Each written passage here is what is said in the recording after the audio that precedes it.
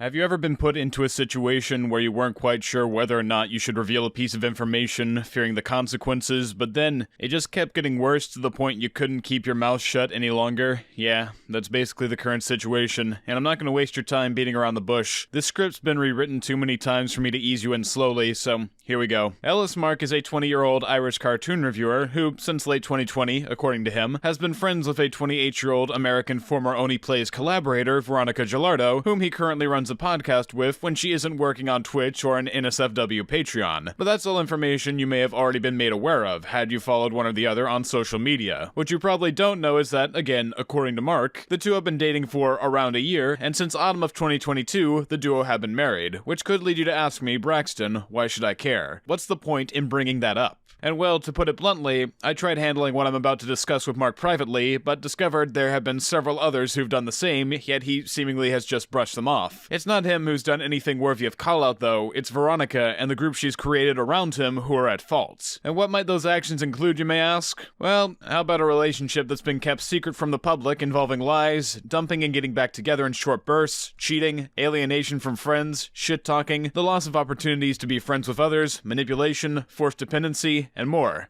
But that's a lot of bombshells to explain all at once. So to keep it all organized in this video, I'm going to set up a basic timeline of events based on the testimony and evidence of several people I've interviewed or researched into, which, if stated as much, were later confirmed by Mark himself. And it all goes back to Christmas Day of 2021, when Daft Pina and Crowy, two friends of Mark, wanted to talk to him about Veronica. Or rather, more specifically, they brought him into a Discord call on the night of, where they warned about the duo of Veronica and another former Only Plays collaborator, Sunny TM, due to a series of behaviors they perceived as toxic, but we'll go further on that when the time comes. All you need to know for now is that, in this particular instance, Mark would brush off the two's concerns, believing it to be unfounded. So Crowy and Daft dropped the subject and chose to avoid the duo regardless, whether or not they could convince Mark to do the same. But what Daft and Crowy weren't aware of at the time was that Mark and Veronica had already begun dating, and during the period surrounding the check-in, Mark had already been dumped after 3 or so months together. You see, Veronica had switched over right after leaving him to dating another creator who wants to remain anonymous, which has been confirmed by both the creator and Mark themselves. But what really makes this stand out in the timeline isn't just that it happened, it's that the switch only lasted a month before Veronica dumped the other creator and asked Mark to take her back, which he happily did, as he was supposedly, according to friends around him at the time, in a drunken stupor, randomly just breaking down crying during the breakup. Though that's not to say they were completely separated during the period, as Mark actually used the recording booth of the other creator during their time split up. Yes, really, no exaggeration. Originally, I wasn't too sure if this was the case, as Mark claimed it lasted from 2 to 3 weeks between December and January, but thanks to Smokey, who I'll bring up again later on, I was able to find the exact times Veronica left and came back to Mark, which also shows when she was dating the other creator. For evidence on when it started, in a DM with the other creator right after the dumping happened, Smokey mentions her knowledge of the situation on November 27th, and in a DM to another friend on January 4th, she tells a mutual that V and the other creator broke up, which said creator was willing to confirm was true. And when was Mark's Family Guy video released? December 18th, right in the middle of the breakup. He literally used the recording studio of the person his girlfriend dumped him for, and there are pictures of them hanging out IRL that are dated after the breakup happened, closely at that too. I'm talking just over a week. But why would he do that? My best guess? A need for dependency. In the short time they'd been together, he became so emotionally attached to the whole thing, he pretty much spent a month waiting and hoping she'd come back to him. And to add even more insult to injury, the creator stated that during a Christmas party he went to with Veronica's family, they were also weirded out by her dating someone so much younger than her, supposedly calling Mark an autistic child and being thankful that she was now with a real man. Also, according to the creator, Veronica shit-talked Mark while they were apart, saying he was untalented, couldn't draw, and that his personal pilot project wouldn't go anywhere. Of course, this is stuff that can't be substantiated, so it should be taken with a grain of salt, but the creator has no reason to lie, and they've given a heap of evidence all the way, so I have reason to trust them. Though it should also be noted that when I, Daft, and Crowy relayed this information to him in a call that I'll discuss later, he said he didn't want to hear what specifically it was that she said, meaning he was willing to ignore what she may truly feel about him, possibly to protect an image of her he's created in his head. But as stated, they got back together after a month. Why Veronica left Mark so she could immediately go to the creator, still hanging around and supposedly shit-talking him, before then deciding to return to Mark of her own accord is up to interpretation. I surely don't know. Whether it was a spur-of-the-moment decision showing she didn't value Mark as a partner, or it was a calculated move to show she holds the power in the relationship is what I personally believe, but that's not even close to where the bad shit ends. Doing a quick leap forward in the timeline, timeline here for clarity, after Twitter user and former friend of Veronica, Smoke the Show, aka Smokey, created a call-out post of her on November 15th, which tipped me and several others off to this situation in the first place, she also stated in a follow-up tweet the next day, quote, "As to what you're referring to specifically with her husband, I was the one who informed him of what she did when she did it February 26th of this year. But what happened on that date exactly? Well, Mark was cheated on. However, he didn't figure out as much until days later, as can be indicated by the fact that on the same day it happened, Mark released a video on Camp Coral, which Veronica did thumbnail art and he explicitly thanked her for, so it should probably be evident he didn't know then, and they also interacted amicably on the 28th of February as well. I'm not entirely sure by which means he did eventually figure out that the event had happened, but whenever he did, on March 6th, Mark would go on to tell Smokey about his situation in DMs.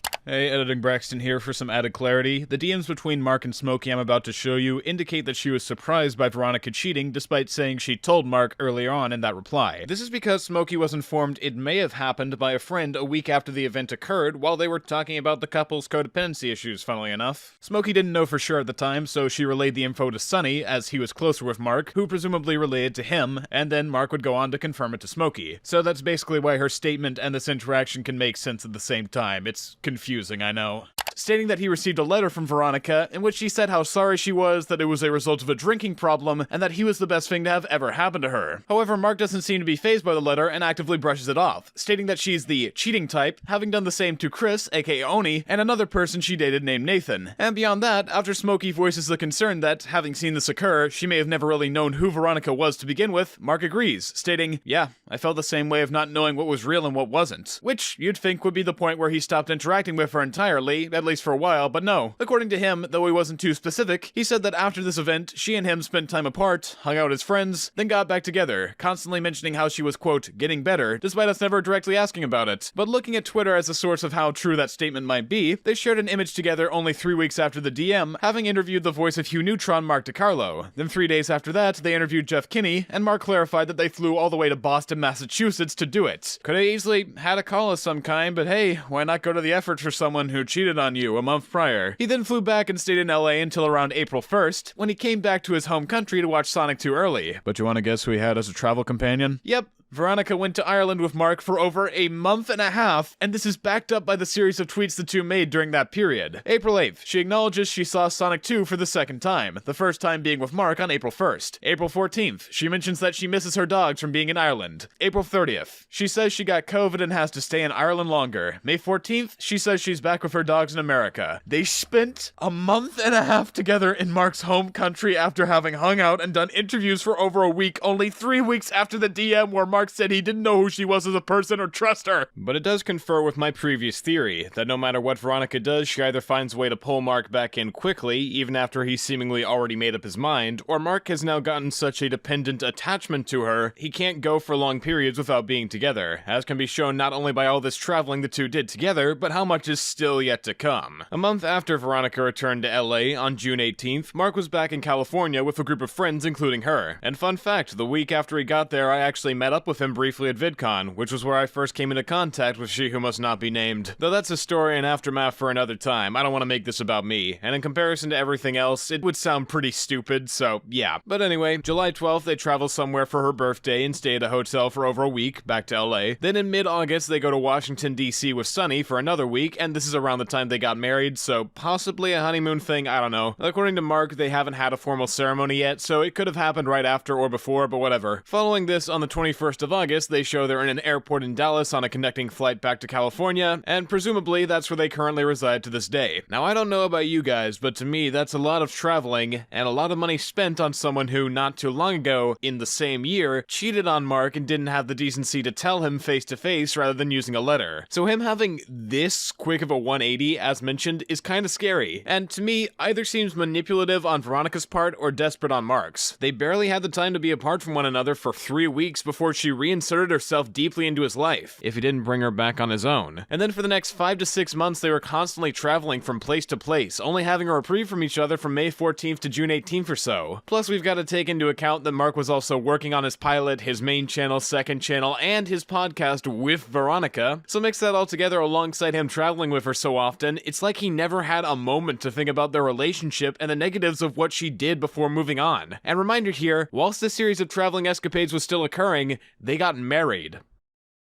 Man, saying that out loud still doesn't feel right. I mean, like, what? They got married only 8 or so months after they broke up and got back together? 5 or so months after he was cheated on and stated he didn't know who she was? Amidst a myriad of trips across the country/world? In between a series of incredibly lengthy videos that Mark had to put his attention towards. And they didn't even wait, they just got married without a formal ceremony they're still currently planning to happen? What's the rush? And more importantly, who in their right mind would consider that a good idea? It's got "don't do this" written all over it. But also at the same time, it's equally peculiar. Why would the two hide their relationship to begin with? It's not like they're subtle about how often they hang out together, yet they never mention their relationship status anywhere. And in a recent tweet, Veronica states that among her accomplishments this year, she moved out and up with somebody I love instead of explicitly mentioning Mark. Why would she feel the need to omit his name? She doesn't even need to say that they're married or dating to give out this information, just that they've moved in together. Not that it's weird or super personally revealing to be upfront that they're married to begin with. Shouldn't that be something you're happy to announce to the world, that you're so in love with someone you've decided to make the next big step and have gone forward with a matrimonial commitment? Though I guess it would be weird to marry someone who has to get you your alcohol for you since you're legally not old enough to buy it yourself in their home country. But putting that aside, hearing that this might be the case was the final nail in the coffin to make me investigate, seeing as, with all the other information I've just said, them being married would make no sense, at least on the basis that you want to get married to someone you're in a happy,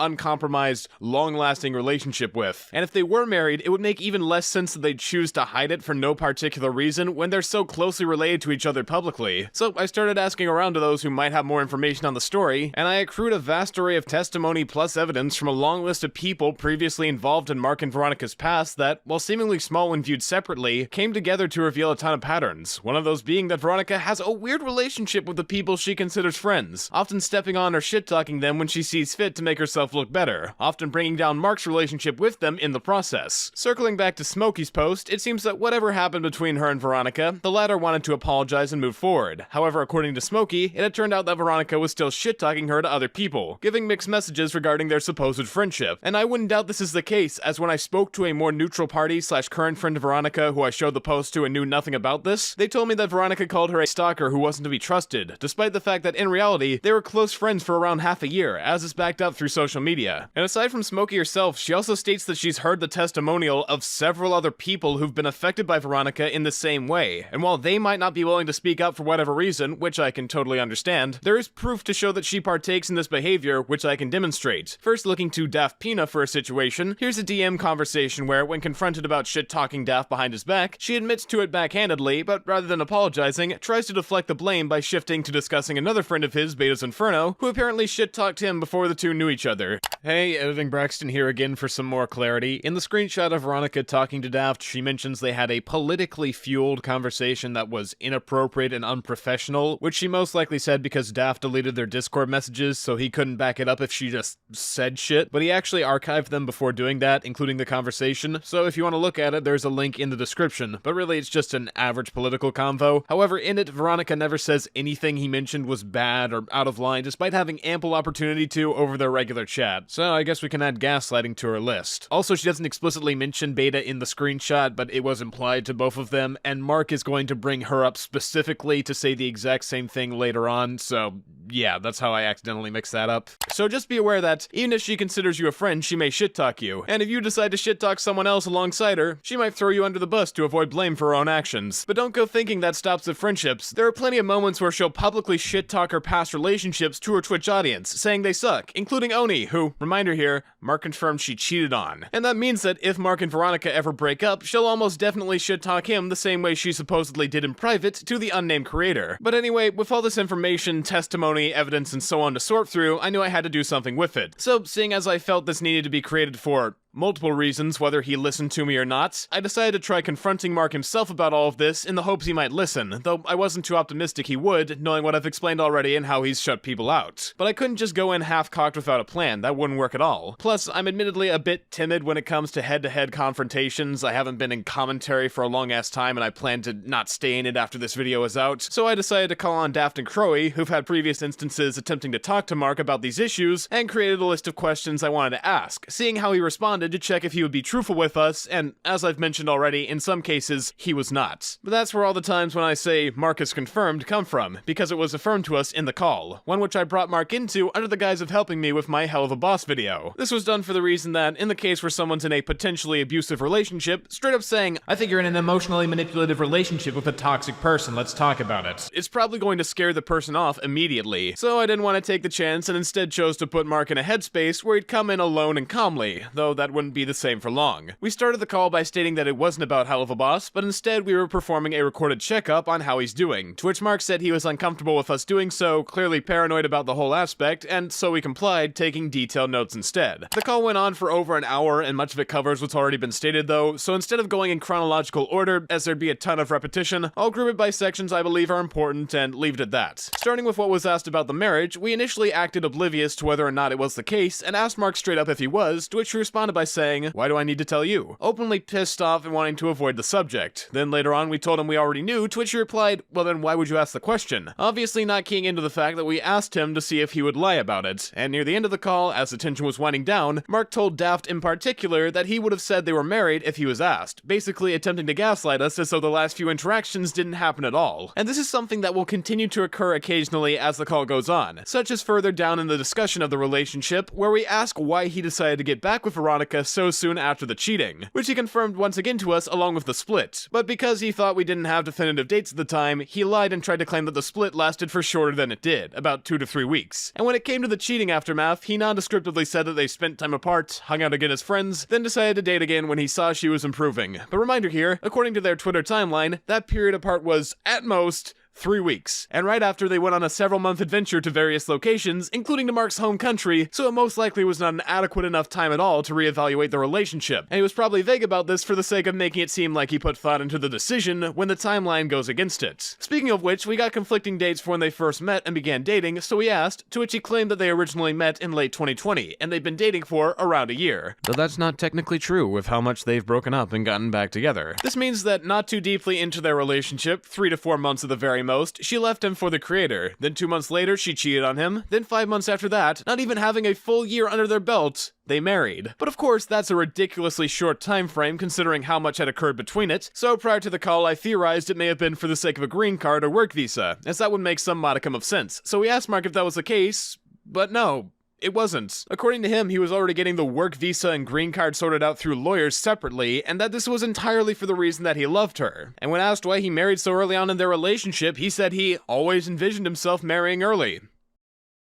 I don't even know how to respond to that. Mark, I can understand seeing yourself getting married to someone at a young age, but usually people spend more than about a year together before getting married. Hell, most wait 2 to 5, a time frame that should most likely reset whenever there's fucking cheating or breaking up involved. That shows the relationship has room to falter. Not to mention, Veronica didn't actually tell Mark about the fact that she cheated until over a week after it happened when someone else pointed it out to him as a possibility. So who's to say it might not happen again and she just won't tell him this time? There's no reason to have done it so early, especially if it wasn't necessary for him to get a green card or work visa. But back to the call, I was upfront about having talked with Smokey about her post, and in return Mark said, Smokey is literally crazy, literally 100% deranged. However, when we asked for specifics, Mark wouldn't give us any, saying he didn't have to. But Smokey had already publicly stated her distaste for Veronica and expressed information he apparently doesn't want out there, so if she's so crazy and deranged, not to mention someone he's said to have seen every day for several months, why would he hold back any of the crazy experiences he's had with her and warn us about how much of a snake she is? Does Smokey have some kind of dirt on Mark that nobody knows about? Most likely not, considering she was very forthcoming with me about information, and when asked after the call, she told me she had almost nothing but nice things to say about the guy, mainly having issues with Veronica rather than him. So where does this reluctance to say anything come from? Could it be just maybe that he's only been told that Smokey is such a dubious person by Veronica, who has a history of acting underhanded, lying about people when it suits her, and has seemingly badmouthed Smokey to others before? Or potentially he's playing into the idea that Smokey is crazy because his wife has a grudge with her and he knows the information she has, so he calls her crazy to dissuade others from talking with her? It's just a theory, but I think it's a pretty good one. And aside from her, when we brought up the testimony and evidence of another person more recently associated with the group Beta's Inferno, Mark interestingly used the exact same method as Veronica, deflecting it to say that Beta shit-talked Daft beforehand, showing that he's adapted some of the same tactics to divert attention away from Veronica. Though again, he wasn't specific about what the insults were, and when we reflected it back onto him by asking if he knew about about the shit-talking Veronica had supposedly done when they were broken up, he said he didn't want to hear it. Possibly because he has an idealized version of her in his head and doesn't want it to be broken by hearing about some of the shit she may have done while they were apart. Now, I'm not entirely sure why, but one might feel the need to ask, why does it matter if he gives examples? Maybe he just can't remember. But aside from that being a flimsy argument that wouldn't make sense with how close these people were to Mark as friends, if you're going to call someone, quote, literally crazy, literally 100% deranged, you should be able to say how. Otherwise, there's no reason to believe you. Like, for instance, let's use another friend of Mark's that's heavily associated with Veronica as an example for how to do this kind of thing properly. Sunny TM. Told you I was gonna bring this back up later. But for those who haven't been paying attention, he was another creator I mentioned back at the beginning of this video, as someone Crowy and Daft were concerned might be negative for Mark to be associated with. Though back then, their concerns only went as far as Sunny leaking Daft's personal script for a project he was working on, but that's barely scratching the surface compared to what I know now. And so in the call, we wanted to make it clear to Mark that he'd done some reprehensible things in and out of video, all while clearly associating with and even mentioning Mark by name as a good friend. This includes his most recent video against Daft, where he brings up a situation with another content creator I also interviewed, Dubus Goobus, as a way of discrediting Daft because he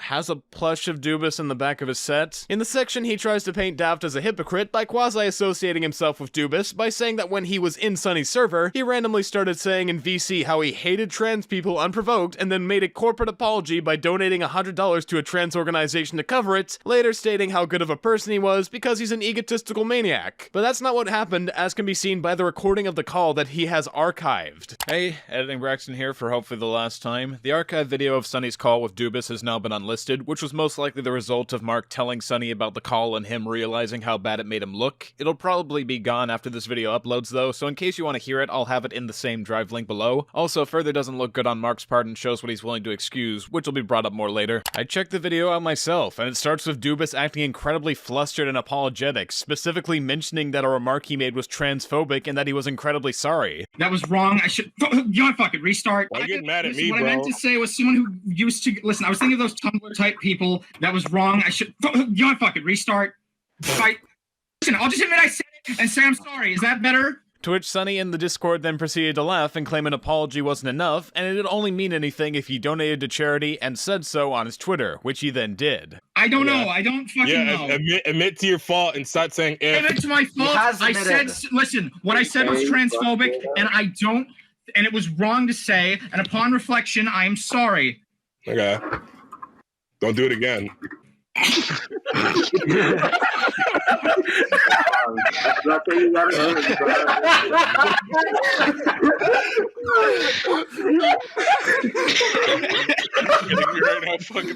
I said something that's transphobic, and I am very sorry.